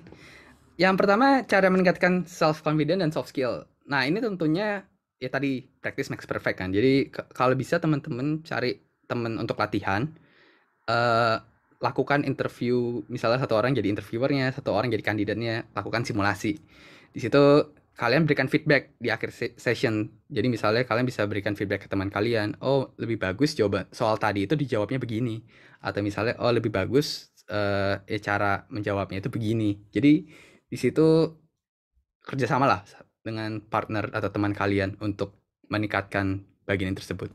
Kalau untuk self confidence-nya sendiri, especially ya perluas wawasan, perbanyak portfolio, di situ akan membantu untuk menjadi nilai jual tambahan. Kemudian pertanyaan selanjutnya kalau untuk tes interview yang whiteboard test tadi itu diminta untuk dieksekusi dengan bahasa tertentu atau bisa jadi algoritmanya. Nah, kalau untuk ini biasanya memang harus menggunakan sebuah bahasa pemrograman. Itulah sebabnya kalau bisa usahakan untuk familiar dengan bahasa pemrograman yang digunakan atau yang diminta oleh perusahaan tersebut. Tapi dari segi interviewer sendiri, dari kita biasanya kalau ada sinteks-sinteks yang salah itu nggak masalah, karena kita tahu nulis kode di whiteboard itu sulit. Yang kita lebih penting itu cara pikirnya lah. Kalau misalnya struktur kodenya oke, cara pikirnya oke, mau ada sinteks yang salah masih dimaafkan. Biasanya begitu sih. Kemudian readability lebih penting dari kode yang ringkas. Nah, ini sebenarnya sangat jelas, tapi sering jadi masalah juga kan, banyak orang yang mikir kalau kode pendek itu jauh lebih baik. Ini kalau kalian pernah dengar ada namanya 10x programmer, 10x engineer. Artinya engineer yang performanya 10 kali dari engineer yang biasa. Dan biasanya engineer ini kode mereka itu sebenarnya sulit dibaca. Artinya ketika mereka menulis kodenya sangat singkat, mereka sangat cepat menulis aplikasinya, tapi aplikasinya menjadi tidak maintainable. Artinya ketika 10x engineer tersebut keluar dari perusahaan, tim akan melakukan rewrite, kayak ditulis ulang dari awal kan, karena kodenya tersebut tidak maintainable. Jadi selama kita melakukan interview mencari orang baru, readability itu penting. Kita ingin mencari kandidat yang bisa bekerja dalam tim. Jadi kita nggak peduli kalau kalian itu skillnya 10x, tapi kalau kodenya tidak bisa dibaca orang lain, itu nggak guna juga kan. Karena namanya pekerjaan IT itu bekerja dengan orang lain, kita ingin produk ini ada 10 tahun ke depan, 20 tahun ke depan, dan tetap maintainable. Begitu sih. Oke, siap. Terima kasih banyak Kang Iskandar. Baik, dipersilahkan kembali nih dari akang teteh-teteh yang ingin bertanya lagi. Dipersilahkan. Mungkin satu kloter lagi ya, yang ingin bertanya tentang coding challenge. Kalau pengalaman Kang Iskandar sendiri nih, dulu ya sebelum akhirnya sekarang sudah ibaratnya kan sudah idle ya di Jepang, di Hengge. Biasanya kan kita kadang nih ada kekhawatiran ya, aduh gagal gitu ya. Apakah kegagalan dalam coding challenge itu wajar gitu? Dalam artian beberapa kali harus nyoba terus bisa berhasil dan sebagainya. Ini pengalaman Kang Iskandar sendiri gimana nih? Itu saya rasa pasti wajar lah ya. Pasti kalian pernah gagal. Ada kadang-kadang kesalahan simple yang kalian baru sadar setelahnya itu pasti ada. Jadi usahakan ya selalu percaya diri aja, karena kalian sudah berikan yang terbaik kan ketika mengerjakan tersebut. Misalnya ketika kalian sadar kalian salahnya setelahnya, itu juga ya udah. Artinya kedepannya kalian harus meningkatkan kemampuan lah, skillnya untuk lebih confident. Dan karena yang penting itu yang tadi saya bilang, sebenarnya hard skill itu ya kalau misalnya kalian sudah memenuhi spesifikasi ya udah levelnya segitu kan. Untuk sisanya itu adalah dari soft skillnya, dari cara kalian menyampaikan pikirannya, pola pikirnya, dari kalian cara menjelaskan dan berkomunikasi dengan interviewernya. Kalau misalnya interviewer yang nggak enjoy kerja dengan kalian, kan artinya kalian juga tidak akan diterima gitu. Jadi kalau bisa bikin suasananya jadi enjoyable lah dengan interviewer. Iya, siap. Jadi sebenarnya walaupun pada akhirnya kita dalam artian pada saat itu gagal, nothing tulus juga ya kan? Kita akan dapat pembelajaran, kita akan latihan terus gitu. Jadi lebih baik mencoba sehingga punya pengalaman daripada takut-takut nunggu siap banget baru nyoba gitu mungkin ya kan? Jelas. Karena untuk perusahaan-perusahaan mereka juga biasanya tetap boleh di-apply lagi. Jadi misalnya kalian gagal kan, tahun depan kalian bisa tetap boleh coba apply lagi, itu nggak masalah. Ya, siap. Jadi artinya kalian gagal tahun ini, tapi saya masih mau join di company B, tahun depan kalian coba lagi. Siap. Baik, terima kasih banyak Kang Iskandar. Mungkin ini ada 2 pertanyaan ya, barangkali menuju akhir. Yang pertama dari Kang Mulki Zulkarnain. Kalau dari Kang Iskandar sendiri nih, mengatur waktu untuk berlatih skill bagaimana Kang? Soalnya kalau saya sendiri memang serasa dikejar-kejar waktu gitu ya. Malah nggak ada waktu untuk rebahan. Gimana cara mengatur waktu untuk menambah skill gitu ya pertama. Terus yang kedua, apakah harus mahir dulu sampai bisa mengerjakan soal-soal yang hard? Atau misal baru bisa medium juga nggak masalah gitu ya. Karena saya baru bisa soal medium itu pun berjam-jam. Gitu. Terus ada pertanyaan bonus juga Kang. Tadi di atas ada yang bertanya, kira-kira untuk bisa bekerja di Jepang itu kualifikasinya apa aja ya Kang ya? Atau ada tips untuk bisa kerja di Jepang? Oke deh, sip. Jadi yang pertama itu tentang cara berlatih dan mengatur waktu. Ya ini saya rasa masalah semua orang lah ya. Apalagi yang sudah kerja sangat ya sulit untuk mencari waktu tambahan untuk mengerjakan latihan tersebut. Kalau dari saya sendiri ya sebenarnya banyak cara. Biasanya kalau kalian punya side project yang kalian memang niat untuk dikerjakan itu bisa kalian kerjakan di weekend misalnya bersama teman kalian. Jadi kalau kalian dan teman kalian punya visi misi membuat sebuah sistem untuk sesuatu, kalian bisa bekerja bersama. Atau misalnya sehari-hari kalian bisa mengalokasikan 1 jam misalnya. Jadi saat hari ini 1 jam setelah kelar kerja ada waktu tambahan untuk latihan. Jadi banyak sih sebenarnya caranya. Saya pernah ya juga kayak gitu, kayak setelah kelar kerja 1 jam untuk mengerjakan soal kayak gitu. Itu ada juga periode seperti itu. Dan sisanya kalau untuk gimana ya? Kalau kalian di kerjaan sendiri dan kalian punya fleksibilitas untuk memilih tools atau bahasa yang digunakan, itu juga bisa. Misalnya ketika kalian membuat internal monitoring tools misalnya di perusahaan kalian, terus kalian dibebaskan nih boleh pakai apa aja karena itu sifatnya internal. Dan di situ kalian bisa juga nge-propose gimana kalau saya pakai ini karena saya mau belajar teknologi ini yang lagi populer saat ini, misalnya begitu. Jadi ya banyak sih caranya untuk berlatih skill, bisa dari kerjaan yang ada atau bisa dari waktu luang di weekend atau mengalokasikan waktu tambahan di hari kerja misalnya 1 jam. Kemudian untuk soalnya saya baru bisa mengerjakan soal-soal medium. Itu wajar sih karena yang tadi saya bilang kan practice makes perfect. Dan seperti yang tadi saya bilang juga, ketika kalian meng-apply di perusahaan, biasanya soal yang hard itu nggak harus bisa diselesaikan. Karena misalnya teman saya yang tadi saya bilang diberikan 3 soal, easy, hard, medium. Dia hanya selesai easy sama mediumnya, hardnya dia tidak selesai, tapi dia tetap diterima. Jadi bisa hard itu bagus, tapi bukan sebuah kebutuhan. Artinya kalau kalian bisa menyampaikan solusi kalian di soal yang easy dan medium dengan baik, itu sebenarnya sudah lumayan cukup. Kemudian yang ketiga itu bagaimana cara bisa bekerja di Jepang.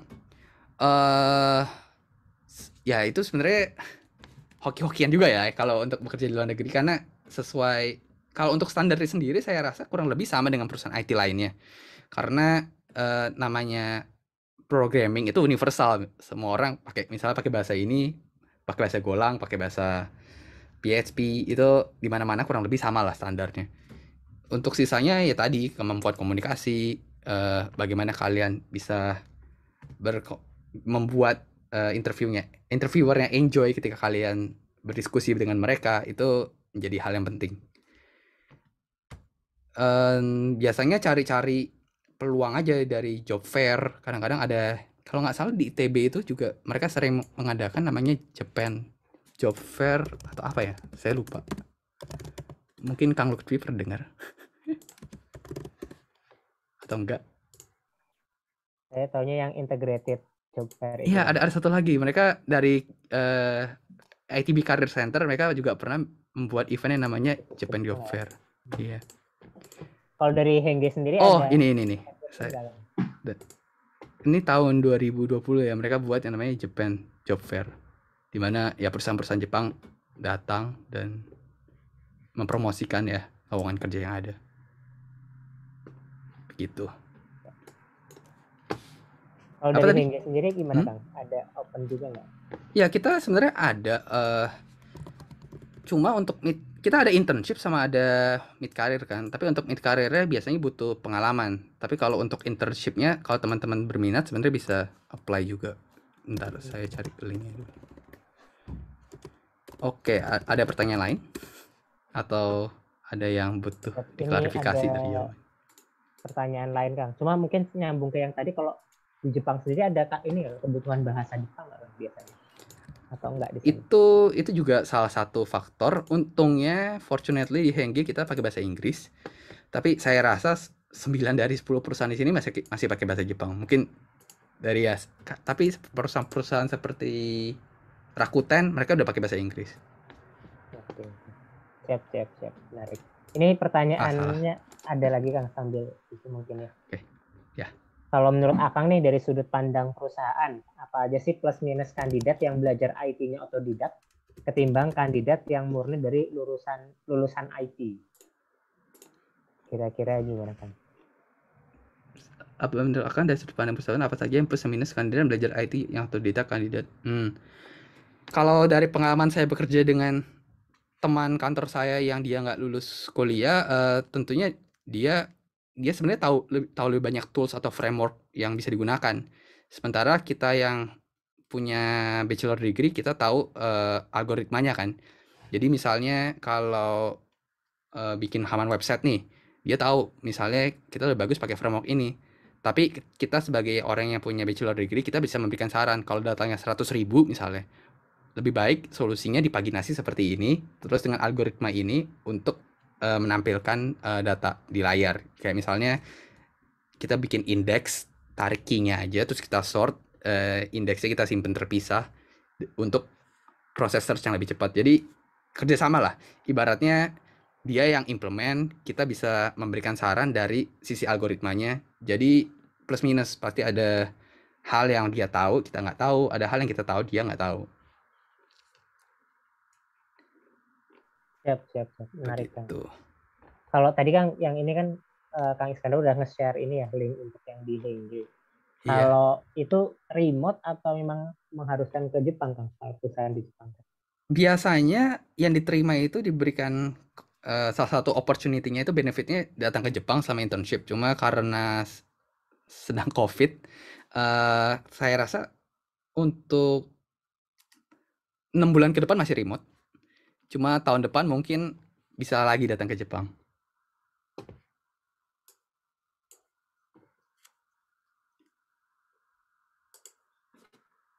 Cek. Halo? Tes. Ini yang freeze saya atau Kang Lutfi nih? Kang Lutfi ya? I see. Oke. Ya, mari kita tunggu Kang Lutfi. Atau ada yang mau nanya lagi, silakan. Saya mau nanya, Kang. Ya, silakan. Soalnya tadi ya Kang udah nyinggung struktur CV ya. Struktur CV yang kurang bagus itu gimana untuk standar internasional atau Indonesia? Oke, jadi kalau untuk CV sendiri, kalau bisa detail lah. Ibaratnya jangan cuma nulis saya bisa Python, saya bisa Golang. Tapi kalian bisa bilang saya gunakan Python untuk bikin aplikasi inventory yang menghemat waktu 20%. Jadi ada kuantitatifnya, ada business needs-nya, dan ada bahasa yang digunakan. Jadi nggak terbatas hanya bahasanya doang, karena kita juga mau tahu kalian menggunakan bahasa ini untuk menyelesaikan business needs apa. Dan setelah itu business needs-nya ini dapat mengimprove prosesnya berapa persen, misalnya seperti itu. Dan selain itu double check apakah ada typo, grammar-nya. Kalau misalnya kalian gunakan bahasa Inggris, pastikan hal tersebut ya typo free lah. Kalau bisa tukeran CV sama teman, minta review silang. Begitu sih. Terima kasih Kang. Halo Kang Lutfi. Halo Kang, punten tadi saya terlempar. Iya. Tadi saya bingung siapa yang lempar, saya atau Kang Lutfi. Siap, nuhun Kang. Oke. Siap, Mangga mungkin tadi ada yang ingin bertanya lagi atau sebenarnya udah ada beberapa pertanyaan tambahan. Oh iya, siap Kang. Iya. Dari yang atas sih saya bacakan. Kalau pengalaman kerja tapi bukan di bidang IT, apa tetap membantu untuk daftar kerja di posisi IT? Sebenarnya ini nggak masalah sih. Sebenarnya salah satu pengalaman juga kemarin itu di perusahaan saya juga kita baru nerima orang yang sebenarnya awalnya sales, kemudian dia kayak otodidak belajar front end, terus kita lihat hasil portfolio front end yang ternyata lumayan menjanjikan, komunikasinya juga bagus, akhirnya diterima. Jadi artinya pengalaman di bidang non IT bukan berarti menutupi kemungkinan kalian untuk diterima di perusahaan. Jadi kalian bisa menunjukkan kemampuan kalian dari side project, portfolio, atau ya dari proyekan kecil-kecilan freelance untuk meningkatkan daya saing kalian ketika melamar di perusahaan. Jadi jangan berkecil hati kalau misalnya background kalian bukan IT, tetap ada chance untuk diterima. Dan kemudian kalau internship dari Jepang, semisal perusahaan Akang dipromosikannya di mana ya?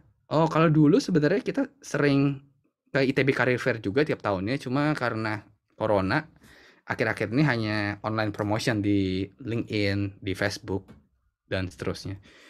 Dan biasanya itu sih cari info-info job fair yang ada perusahaan-perusahaan Jepang ya. Biasanya ada di Bandung, di Jakarta. Kemudian interview di pekerjaan IT suka ada pengecekan background di sosial medianya gak ya? Ini tergantung interviewer. Kalau saya sendiri kadang-kadang saya cek GitHub sama Twitternya karena engineer sering aktif di Twitter. Jadi saya sering lihat mereka sebenarnya bikin ada proyek-proyek lain atau mereka ya bagaimana cara mereka berkomunikasi misalnya juga kadang-kadang saya lihat. Dan GitHub sih biasanya yang penting. Karena GitHub itu adalah portfolio kalian. Jadi di situ kita bisa melihat, oh mereka pernah bikin codingan untuk ini, terus kita bisa melihat struktur kodenya bagaimana. Begitu.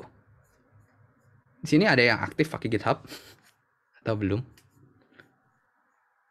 Harusnya mulai ya kan ya. Harusnya ya sudah mulai belajar menggunakan GitHub. Ya. Punten nih Kang, chatnya saya kayaknya kehilang tadi kan kelempar. Iya, Tadi ada yang tanya ini Kang, kalau kendala biaya apakah bisa tetap bekerja ke luar negeri ya? Apakah memang kalau kerja di luar negerinya itu harus ke sana kan biasanya harus ada uang biasanya itu tidak masalah sih, karena ketika kalian diterima bekerja di negara tersebut, di perusahaan tersebut yang di luar negeri, harusnya perusahaan tersebut membiayai semuanya. Jadi harusnya ya kendala uang itu bukan menjadi masalah untuk kerja di luar negeri. Siap. Oke Kang, kalau dari Kang Iskandar sendiri nih kan kerja di luar negeri ada yang sistemnya remote dari Indonesia juga Kang. Betul. Kalau ke Jepang ini, kalau ke Hengge itu apakah emang harus langsung ke sana atau bisa remote, dan menurut Akang sendiri kira-kira prefer mana sih untuk kerja secara remote aja atau langsung site nih? Barangkali ada juga pengalaman dan sebagainya. Ini agak detailnya sih, tapi kalau untuk biasanya kalau untuk full time position kebanyakan memang harus di Jepangnya. Itu karena berhubungan dengan labor law-nya lah ibaratnya. Jadi kalau kita ngerekrut orang dari luar negeri biasanya itu namanya outsource contract. Misalnya kontraknya sama 1 tahun, sama 2 tahun. Jadi itu bukan permanent worker. Tapi untuk besarnya penghasilannya sendiri kurang lebih bisa standar Jepang. Untuk masalah preferensi ini juga tergantung orang. Ada orang yang misalnya ke Jepang karena memang mau tinggal di Jepang kan. Ada orang yang kerja di perusahaan Jepang karena ingin uangnya. Karena uangnya kalau digunakan di Indonesia jumlahnya nominalnya besar gitu kan. Jadi itu 11-12 lah ya. Saya rasa pasti ada 50% orang yang memang mau tinggal di sini, ada 50% orang yang ingin uangnya dipakai di Indonesia dan tinggal di Indonesia. Siap. Mungkin ini 2 pertanyaan terakhir ya. Oke. Dari Kang Mulki lagi. Kalau di luar negeri ada spesifikasi lulusan nggak Kang? Terus untuk jalan karir itu sendiri, apa hanya untuk mahasiswa ITB? Yang selanjutnya dari Golang, ini Kang Muhammad Haikal. Kalau misalkan kita punya freelance atau private project yang diminta untuk kebutuhan pribadi atau non-perusahaan, kita bisa masukin ke portfolio nggak ya? Oke. Sama terakhir mungkin kalian bisa kerja di Jepang. Oke, sip. Yang pertama tentang spesifikasi lulusan, sebenarnya nggak ada sih. Kurang lebih mirip-mirip lah sama di Indonesia lah. Kayak apa yang dicari perusahaan itu kurang lebih sebenarnya deskripsinya mirip-mirip. Jadi mereka cukup fleksibel selama kalian bisa menunjukkan skill-nya ada dari portfolio dan kemampuan komunikasi kalian, itu nggak menjadi masalah. Mungkin yang masalah itu hanya di visanya nanti kalau untuk kerja di luar negeri. Karena ya yang tadi saya sampaikan, kalau pemerintahnya membutuhkan ijazah atau kesetaraannya untuk memberikan visa kerja. Kemudian untuk Japan Career sendiri apa hanya untuk mahasiswa ITB? Seingat saya sih tidak, untuk semuanya bisa masuk, bisa join. Terutama dari ITB, bukan yang Jepang sih, yang biasa ITB Career Fair semuanya bisa berpartisipasi. Jadi tidak hanya untuk mahasiswa ITB. Kemudian yang pertanyaan selanjutnya, kalau kita punya private project portfolio. Oke. Kalau untuk ini pastikan cantumkan di CV kalian. Jadi di CV kalian cantumkan kalau kalian pernah mengerjakan project ini yang outputnya menyelesaikan business needs ini. Dan untuk yang lainnya, misalnya kalau kalian ingin mencantumkan screenshot misalnya, itu ya minta izin dulu sama perusahaannya. Misalnya yang kalian freelance, boleh gak kalau screenshotnya saya masukkan di portfolio? Kalau misalnya jawabannya boleh, ya udah kalian cantumkan di portfolio kalian. Kalau misalnya nggak boleh, ya udah tulis teksnya aja apa yang kalian kerjakan pada saat itu dan dengan stack apa. Kemudian yang pertanyaan terakhir tentang visa kerja. Sebenarnya visa kerja itu nggak susah sih kalau kalian udah dapat perusahaannya. Biasanya perusahaan-perusahaan tersebut udah apa ya?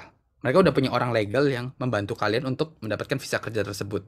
Jadi bagian yang susahnya adalah dicari kerjanya. Untuk visanya sendiri biasanya cukup mudah karena sudah di handle oleh perusahaan.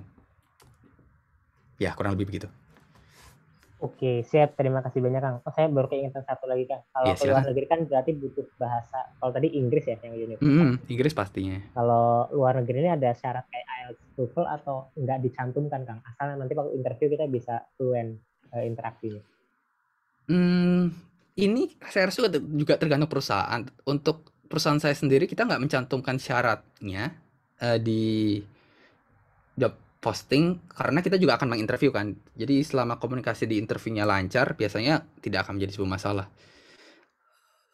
Tapi saya tahu memang beberapa perusahaan mereka juga punya standar-standar ya IBT, IELTS dan ya sejenisnya.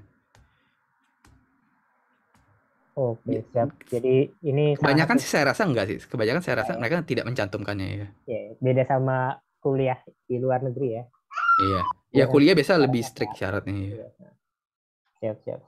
Oke, saya rasa itu menjadi salah satu bekal yang menarik ya untuk teman-teman semua, kemampuan bahasa Inggris, karena baca-baca referensi juga kan pakai bahasa Inggris gitu ya. Dan kalau memang benar-benar bisa fluent, nanti benar-benar bisa membuka kesempatan juga untuk bekerja di perusahaan yang di luar negeri juga. Sebenarnya itu salah satu benefit orang Indonesia adalah kita skill bilingualnya jauh lebih bagus daripada negara-negara lain. Karena misalnya kalian sendiri bisa bahasa Sunda, bisa bahasa Indonesia, itu udah 2 kan. Terus bisa bahasa Inggris. Dan salah satu kelemahan orang Jepang sini, mereka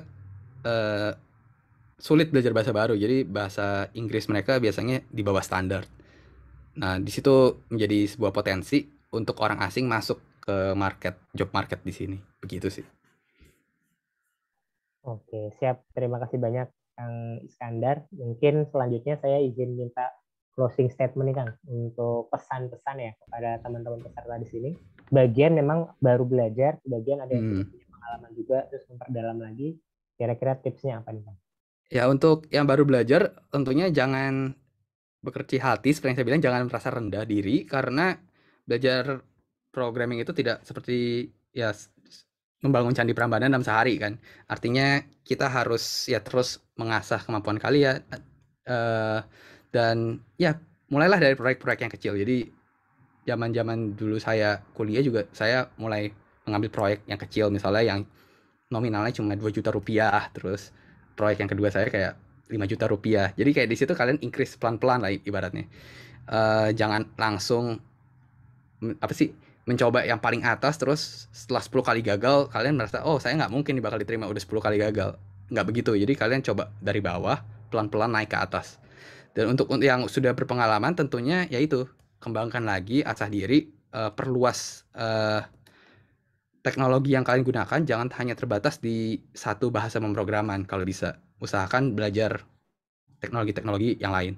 Dan sisanya ya sukses selalu, belajar terus, tetap semangat. Dan kalau misalnya ada pertanyaan lain sebenarnya silahkan ya dikirim ke saya lewat LinkedIn juga boleh. Terima kasih. Oke, siap. Baik, terima kasih banyak Kang Iskandar. Saya izin ikut menyampaikan apresiasi peserta, Kang. Tadi ada di kolom chat juga. Ada yang bilang ini memang ini ya apa namanya orang-orang profesional di startup tuh humble kayak gini ya. Jadi wah terima kasih banyak terima kasih sudah berkenan berbagi dengan asik ya dengan kita semua. Baik, selanjutnya kita foto bersama dulu mungkin ya Kang Iskandar ya. Boleh. Persilahkan kepada rekan-rekan semuanya untuk bisa open cam. Bisa menyempatkan lebih untuk open cam sementara ya, untuk kita foto bersama. Yang mungkin tadi belum bisa karena kurang kondusif, disempatkan sejenak untuk kita foto. Siap, dipersilahkan sekali lagi untuk bisa open cam. Mau menata rambut dulu juga boleh, dipersilahkan. Langsung pada megang-megang kepala. Oke. Siap, saya hitung 5 detik ya. Nanti setelah 5 detik baru kita foto. Jadi dipersilahkan untuk yang masih mau on cam dalam hitungan 5. 4, 3, 2, 1. Oke, baik kita berikan. Oh ya, kebanyakan cowok ya. Iya betul. Ada ceweknya tapi mungkin Sebenarnya ini juga salah satu hal yang menarik sih. Jumlah programmer itu kebanyakan cowok atau cewek itu tergantung negara. Contohnya di Taiwan kalau nggak salah mereka ceweknya lumayan banyak, kayak hampir 30-40%. Sementara kalau negara-negara seperti Indonesia ceweknya hanya 10%. Jadi kayak ketimpangannya juga tergantung negaranya. siap. Oke, siap, sudah cukup sepertinya. Izin untuk pada ini ya, tidak chat dulu biar tertampil semuanya. Dalam hitungan 3, 2, bergaya ya semuanya ya. Oke, 1, 2, 3, cheese. Oke, slide yang kedua dalam hitungan 3, 1, 2, 3. Oke, siap, baik. Terima kasih banyak Kang Iskandar sudah menyempatkan waktu nih jauh-jauh dari Jepang ya hadir ke sini. Jadi semoga dimudahkan dan dilancarkan selalu urusannya dan semoga berkah. Hatur nuhun pisan. Kami ucapkan terima kasih dari Coding Camp. Ucapkan. Oke, hatur nuhun. Nah, baik, selanjutnya kepada Kang Teteh semua yang ada di sini ada absen ya. Jadi setelah ini absen. Sambil absen nanti saya akan sambil memberikan beberapa pengumuman ya. Itu absennya sudah ada di kolom chat dari Kang Yeris. Itu silakan untuk bisa diisi di bit.ly/jcc capslock jcc strip expert strip sharing strip 2 capital each word ya. Jadi jcc expert sharing 2. Mangga bisa sambil diisi.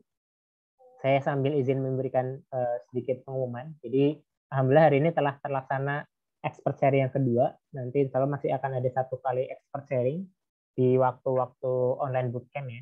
Jadi kalau kemarin sudah prospek karir, sekarang coding challenge, termasuk tadi ada platform-platform coding challenge ya. Besok, hari Sabtu besok, insya Allah akan dilaksanakan tentang freelance. Bagaimana sih tips-tips untuk kita bisa freelance. Nah, untuk yang besok ini akan diupayakan juga ada yang khusus untuk digital marketing juga ya. Jadi freelance sebagai digital marketing strateginya juga seperti apa. Itu juga di hari Sabtu. Kalau sekarang kan mungkin lagi ada mini project ya. Dan besok mungkin final project yang tugasnya lebih susah lagi ya. Mungkin dari Sabtu sampai Minggu gitu ya deadline-nya. Tapi maka bisa diluangkan untuk bisa hadir di expert sharing yang besok yang di freelance. Karena untuk 2 expert sharing yang sekarang, yang coding challenge sama yang freelance, ini akan mengantarkan untuk ke fase challenge ya. Jadi setelah teman-teman menyelesaikan bootcamp online, jadi nanti final project itu akan disubmit maksimal sampai hari Ahad pekan depan ya.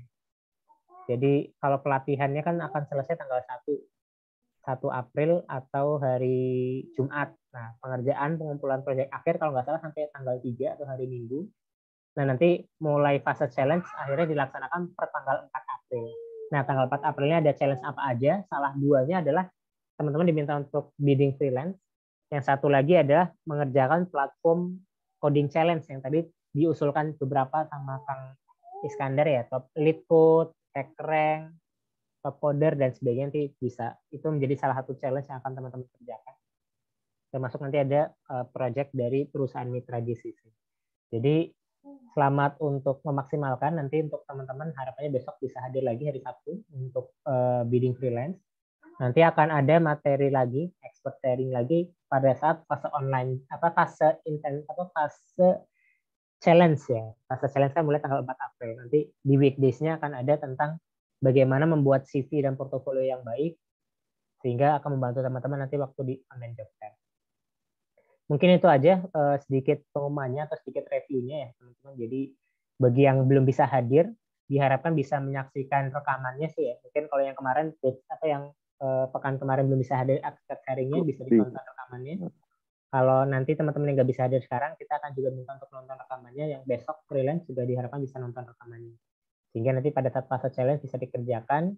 Dan fase challenge ini akan menjadi tiket untuk bisa ikut GCC Online Job Fair. Baik, mungkin itu aja untuk sedikit pengumumannya. Untuk absennya sudah diisi ya teman-teman ya. Sekali lagi itu sudah di chat sama Kang Yeris di bit.ly/jcc expert sharing 2. Kalau jam kehadiran lupa, dikira-kira juga nggak masalah ya. Nggak harus pas menitnya nggak apa-apa, tapi dikira-kira aja bisa kehadirannya jam berapa. Oke, kalau dirasa cukup, link absennya jangan lupa untuk diklik, atau misal belum bisa ngisi sekarang bisa di copy dulu, nanti pasca pertemuan bisa diisikan juga. Kalau tidak ada yang lain lagi, saya rasa cukup untuk sesi JCC Expert Seri yang kedua ini. Saya ucapkan terima kasih banyak buat teman-teman. Saya izin menyapa lagi singkat yang ada di layar saya. Ada Kang Mulki, ada Kang Indra dari Digital Marketing, ada Ridwan, ada Kang Apep, ada Kang Erik dari Node.js, ada Kang Rifki Flutter, Kang Dika Node.js, Kang Azhar dari Node.js, Kang Dede Sunarwan dari Vue, Kang Muhammad Haikal, Kang Andika Guntur Laravel, Kang Abdullah Fahmi, Kang Fajar Ferdiansyah, dan teman-teman yang lainnya. Semoga dilancarkan proses online bootcamp-nya sampai akhir mendapatkan hasil yang maksimal. Baik, kita cukupkan dengan bacaan hamdalah bersama-sama. Alhamdulillahirabbil alamin. Hatur nuhun pisan. Selamat melanjutkan aktivitas. Assalamualaikum warahmatullahi wabarakatuh. Waalaikumsalam warahmatullahi wabarakatuh. Selamat pisan semuanya.